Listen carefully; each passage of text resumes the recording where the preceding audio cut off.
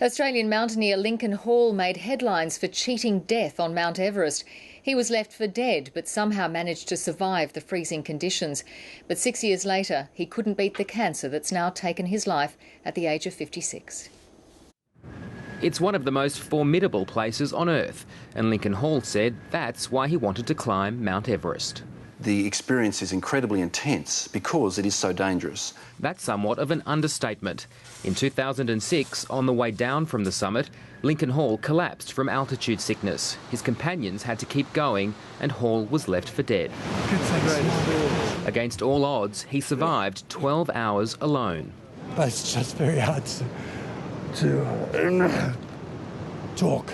I wasn't afraid of death, but I wasn't going to let it happen. I just had to stay alive and somehow stay awake till the morning, when at least there would be some sun, which would carry some sort of warmth.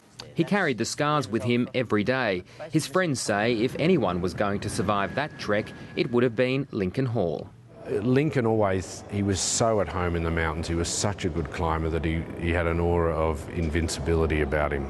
But that strength couldn't conquer his mesothelioma. He was exposed to asbestos when, as a child, he helped his father build 2 cubby houses.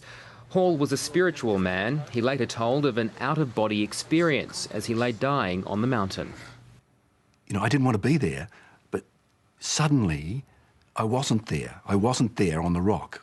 However, I could see myself on the rock, about 10 metres away, maybe a metre or 2 above. As a Buddhist, Lincoln Hall didn't believe in God, but when asked if he was wrong, what would God say to him? He would say something like, "So you've chosen this path. Welcome anyway." Lincoln Hall said reaching the top of Mount Everest was the closest thing to achieving enlightenment, and every day he had since cheating death was a bonus. Adrian Rochella, ABC News.